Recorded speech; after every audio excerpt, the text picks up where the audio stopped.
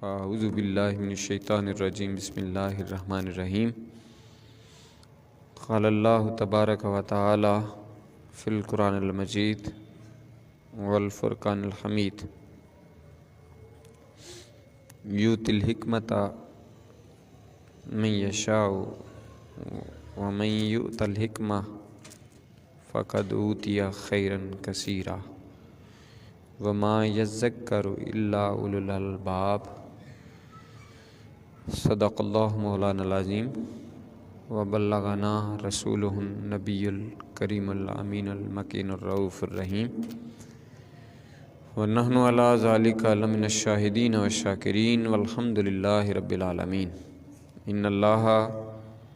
وملائکتہ یصلون علی النبی یا ایہا الذین آمنوا صلو علیہ وسلموا تسلیما۔ تمام احباب مل کر درود پاک پڑھیے۔ الصلاۃ والسلام علیک یا سیدی یا رسول اللہ وعلی آلک و اصحابک یا سیدی یا حبیب اللہ۔ الصلاۃ والسلام علیک یا نبی اللہ وعلی آلک و اصحابک یا سیدی یا حبیب اللہ۔ الصلاۃ والسلام علیک یا سید الانبیاء والمرسلین وعلی آلک و اصحابک یا رحمۃ للعالمین۔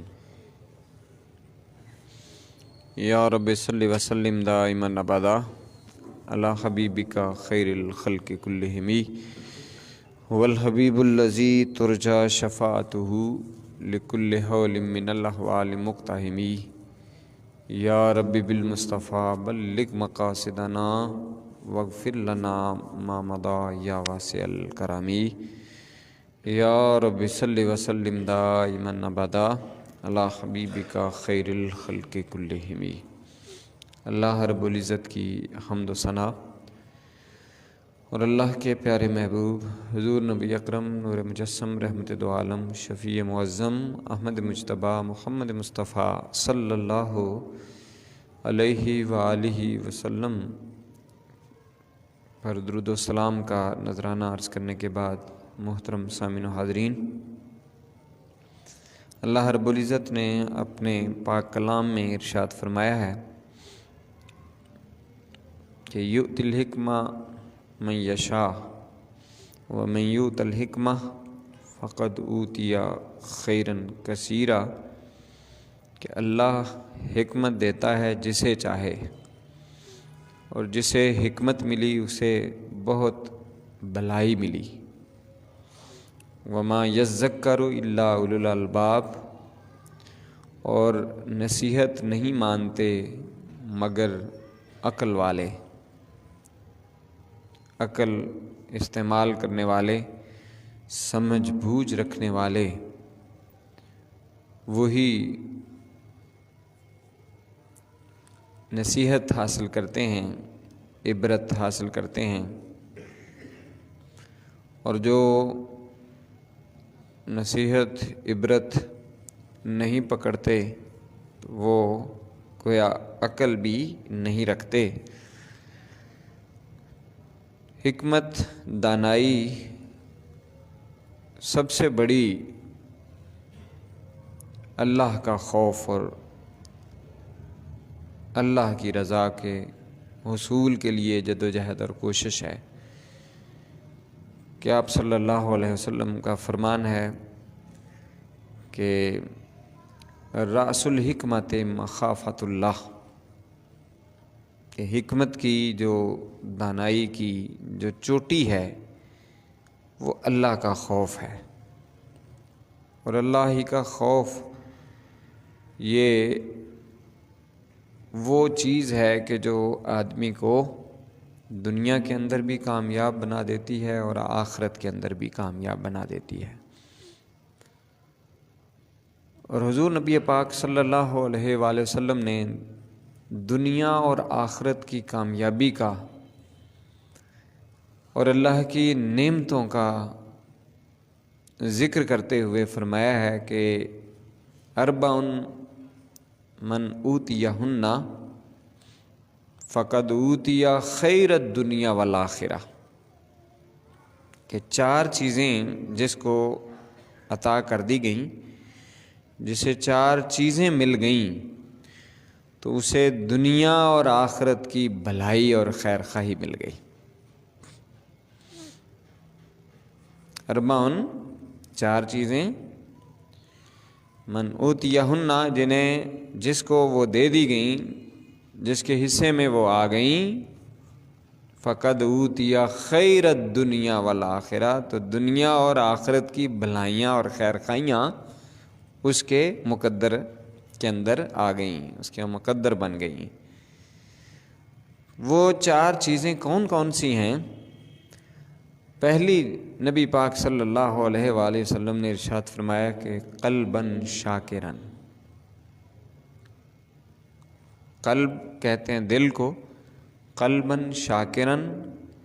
ایسا دل جو شکر ادا کرنے والا ہے، شکر گزار دل۔ اور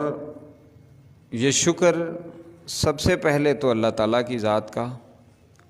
اور اس کے بعد دنیا میں جو آپ کے ساتھ بھلائی اور نیکی کرتا ہے، احسان کرتا ہے، اس کا شکر۔ چونکہ اللہ کے نبی صلی اللہ علیہ وآلہ وسلم نے ارشاد فرمایا ہے کہ من لم یشکر الناس لم یشکر اللہ، کہ جو شخص لوگوں کا شکر ادا نہیں کرتا وہ اللہ کا بھی شکر گزار نہیں ہو سکتا۔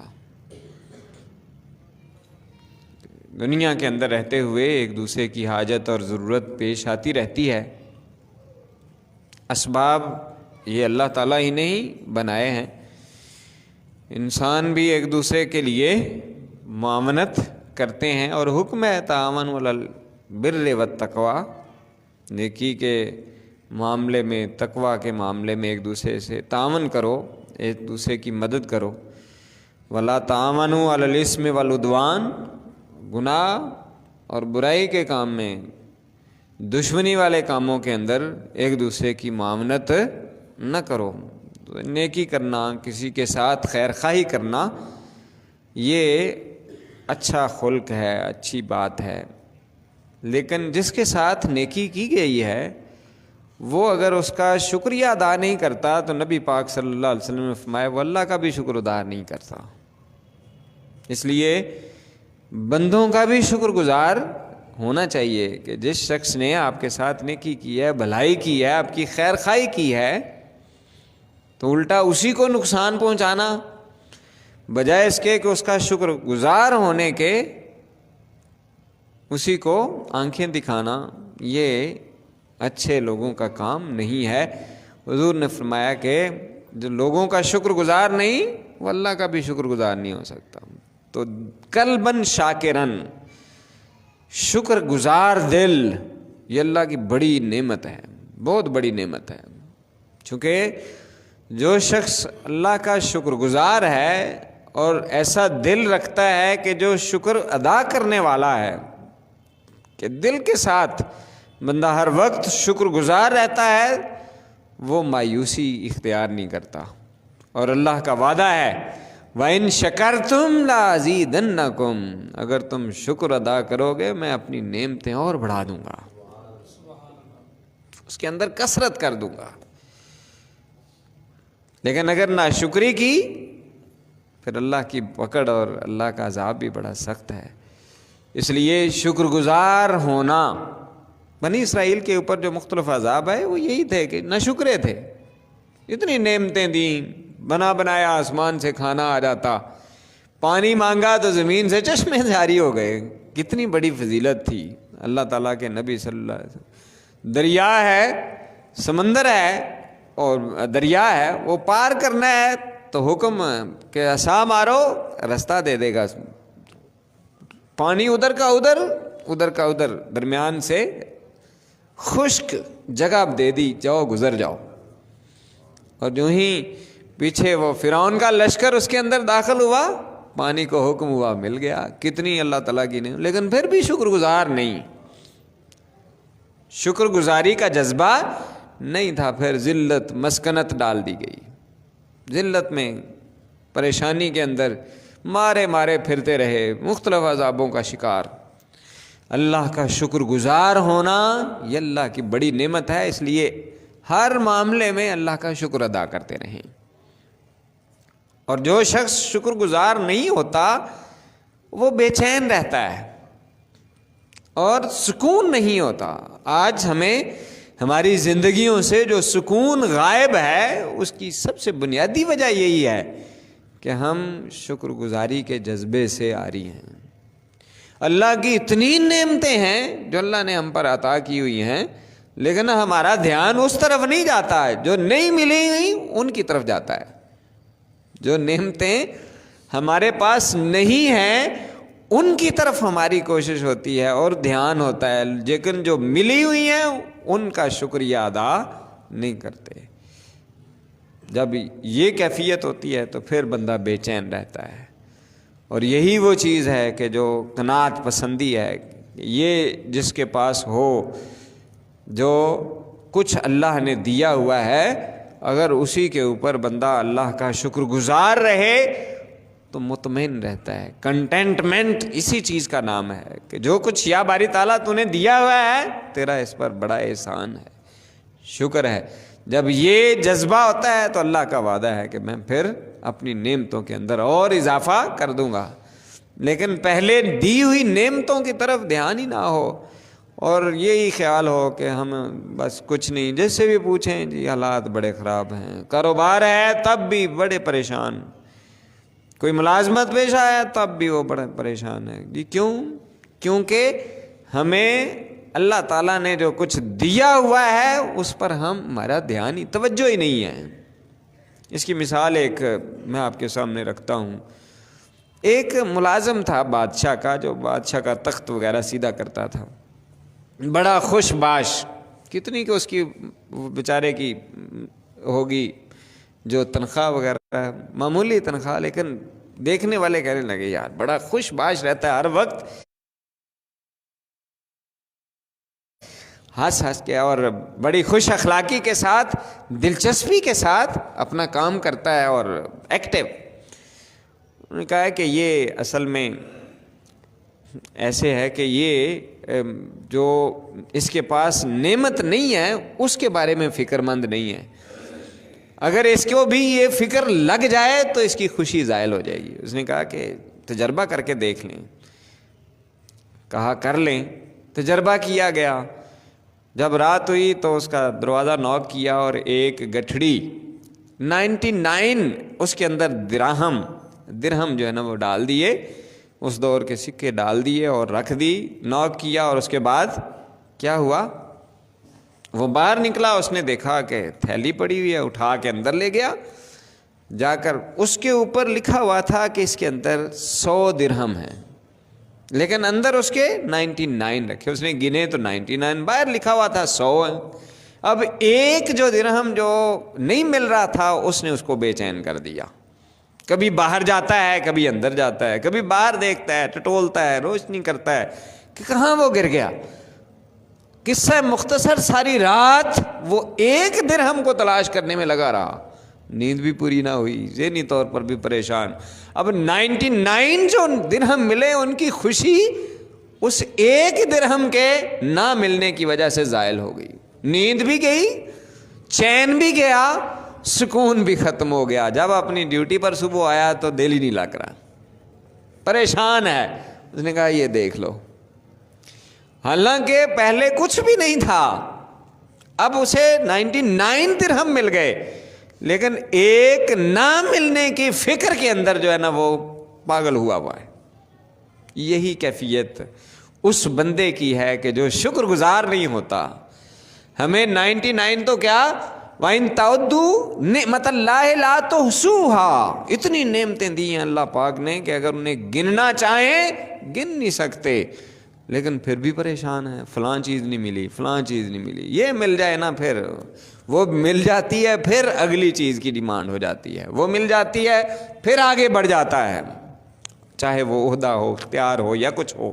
یا چاہے استعمال کی چیزیں ہوں، یا گھر ہو یا گاڑی ہو یا کچھ بھی ہو، ایک مل گئی پھر اگلی پر نظر، ایک مل گئی دوسری پر، یعنی جو موجود ہے اس کے اوپر اللہ کے شکر گزار ہونے کی بجائے جو موجود نہیں ہے ایک دن ہم اس کے لیے بے چین رہتے ہیں، پریشان رہتے ہیں، نہ نماز میں دل لگتا ہے، نہ کام میں دل لگتا ہے، دل جمی کے ساتھ نہ اپنے فرائض پورے کرتے ہیں، مسجد میں بھی آتے ہیں تو بڑی جلدی ہوتی ہے کہ جلدی سے نماز ہو اور پھر ہم باہر نکل جائیں۔ شکر گزار دل، حضور نبی پاک صلی اللہ علیہ وسلم فرمایا یہ اللہ کی ایسی نعمت ہے جسے یہ مل گیا اسے دنیا اور آخرت کی بھلائی مل گئی۔ تو دل شکر گزاری والا ہونا چاہیے، نہ شکری والا نہیں ہونا چاہیے۔ دوسرا فرمایا کہ لسانن ذاکرن، ذکر کرنے والی زبان، جس کو ذکر کرنے والی زبان مل گئی اسے بھی دنیا اور آخرت کی بھلائیاں مل گئی، خیر خواہی مل گئی۔ اس زبان کی بھی بڑی امپورٹنس ہے، بہت اہمیت ہے۔ حضور نبی پاک صلی اللہ علیہ وسلم نے فرمایا جو شخص مجھے 2 چیزوں کی ضمانت دے دیتا ہے میں اسے جنت کی ضمانت دے دیتا ہوں، اور ان 2 چیزوں میں ایک زبان ہے۔ آپ اس سے اندازہ کر لیں کہ زبان کتنی اہمیت کی حامل ہے کہ جب صبح ہوتی ہے حضور نے فرمایا کہ سارے جسم کے اعضاء اس کے سامنے ہاتھ باندھ کر التجا کرتے ہیں، اگر تو صحیح رہی تو ہم بھی صحیح رہیں گے، اگر تو بگڑ گئی تو ہم بھی بگڑ جائیں گے۔ زبان سے بات کرتے ہیں، گفتگو ہوتی ہے، اور جب لڑائی ہوتی ہے تو زبان دانتوں کے حصار کے اندر، قلعے کے اندر بند ہوتی ہے، اس کو کوئی نقصان نہیں ہوتا الا ماشاءاللہ۔ نقصان ہوتا ہے باقی جسم کا، جسم کے باقی اعضاء کا۔ حضور نے فرمایا اس لیے سارے اعضاء اس سے صبح ہی دعا کرتے ہیں، ہاتھ باندھ کے کھڑے ہو جاتے ہیں کہ تو صحیح رہنا، اتنی اس کی اہمیت ہے۔ اس کو ہم اتنا بے دریغ استعمال کرتے ہیں کہ جس سے بڑا نقصان ہوتا ہے، اس کے اوپر کنٹرول کیا جائے۔ اور حضور نے تو مسلمان کی ڈیفینیشن ہی یہ کی ہے کہ المسلم من سلم المسلمون من لسانہ و یدہ، کہ مسلمان تو ہے ہی وہ کہ جس کے ہاتھ اور زبان سے دوسرے مسلمان محفوظ ہیں۔ یعنی اس زبان کے چلائے ہوئے تیروں کے ساتھ ہم لوگوں کو زخمی کرتے جاتے ہیں۔ ہاتھوں سے تو جو نقصان پہنچانا ہے وہ الگ ہے، زبان سے ہم کسی کو معاف نہیں کرتے۔ حضور نے فرمایا یہ زبان اگر ذکر کرنے والی ہے تو اللہ کی یہ بہت بڑی نعمت ہے۔ اس لیے زبان کو صحیح استعمال میں لایا جائے کہ اس کے ساتھ باقی چیزیں کرنے کی بجائے، جھوٹ بولنے کی بجائے، غیبت کے اندر اس کو استعمال کرنے کی بجائے، کسی کو گالی گلوچ دینے کی بجائے، برا بھلا کہنے کی بجائے، اس زبان کو اللہ کے ذکر سے تر رکھا جائے۔ فرمایا کہ لسانن ذاکرن، ایسی زبان جو ذکر کرنے والی ہو، یہ دوسری چیز ہے کہ جسے یہ مل گئی، فرمایا آخر میں اسے دنیا اور آخرت کی بھلائی مل گئی ہے۔ تیسری چیز حضور نے فرمایا وَبَدْنًا عَلَى الْبَلَاءِ صَابِرًا، ایسا جسم کہ جو مصیبتوں کے اوپر صابرن، صبر کرنے والا،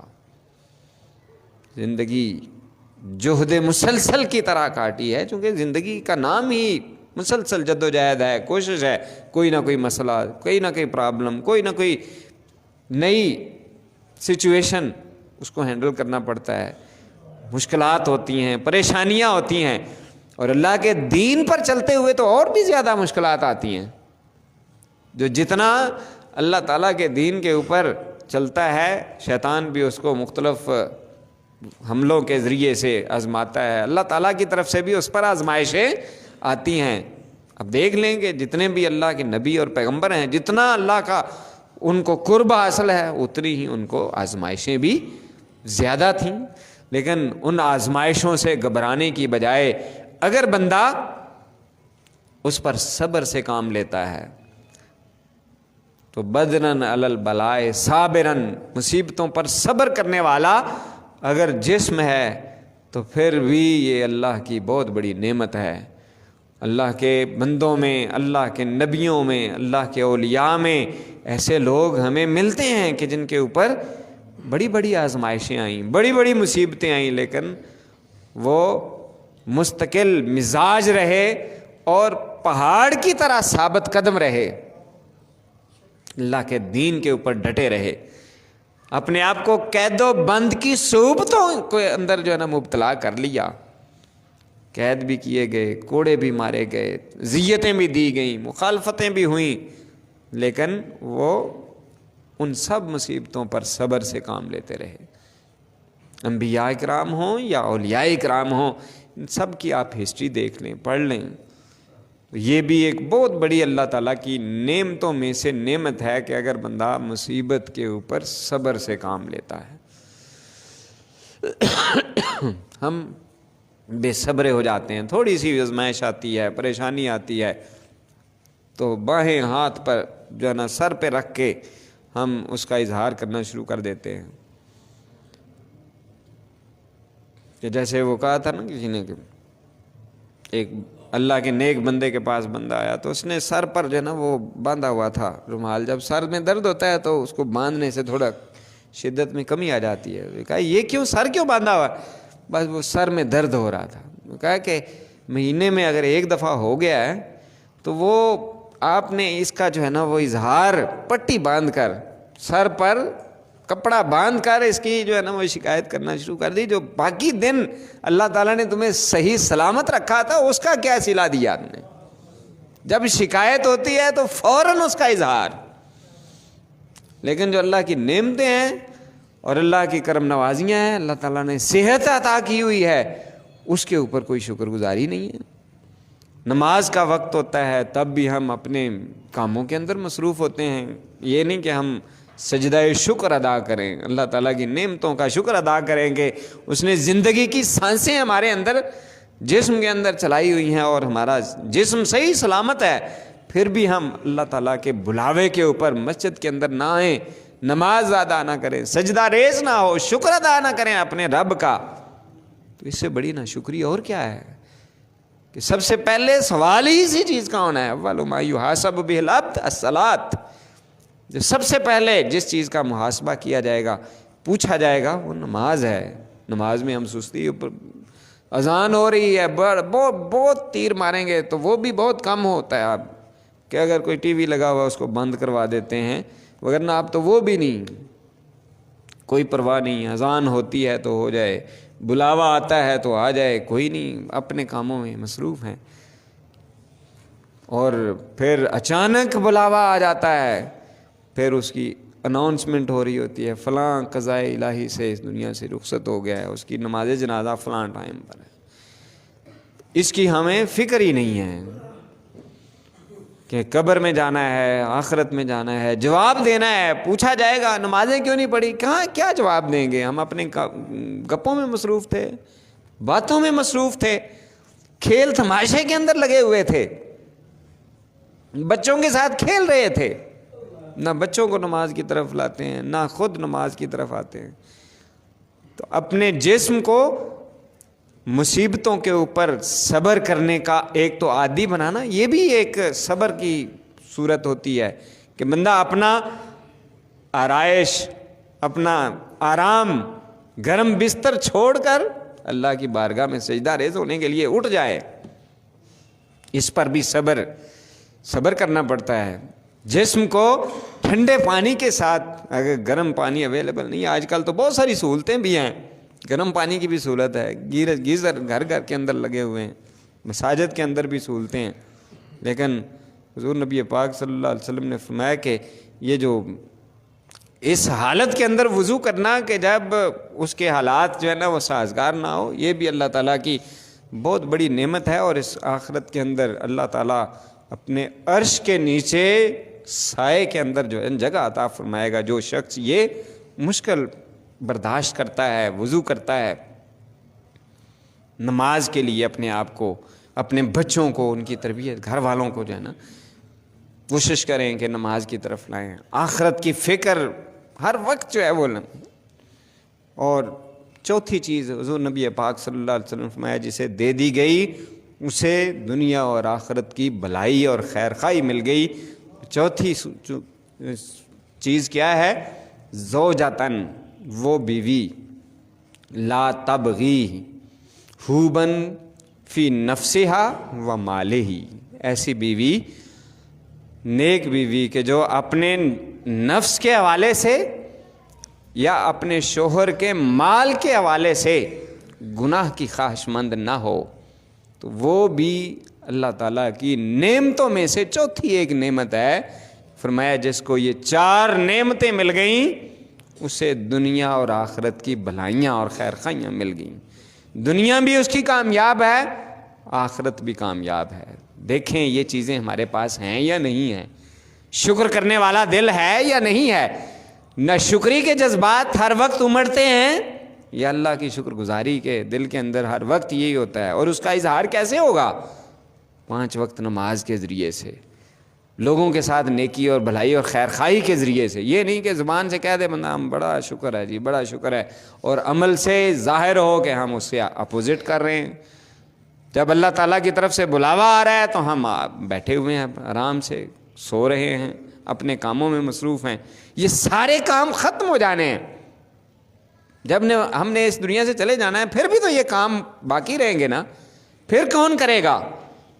ہمیں اس کی فکر نہیں کرنی چاہیے، یہ کام چلتے رہیں گے، قیامت تک یہ ہوتا رہے گا سلسلہ۔ ہمیں اپنے کام کا جواب دینا ہے۔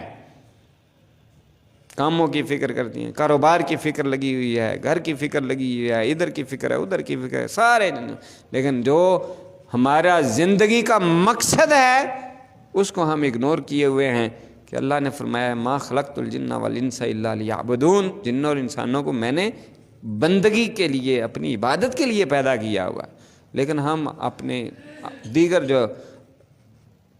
غیر ضروری چیزیں ہیں ان کے اندر بھی بعض اوقات مصروف رہتے ہیں۔ اللہ تعالیٰ سے دعا ہے وہ خالق و مالک ہماری اصلاح کرنے کی ہمیں توفیق عطا فرمائے۔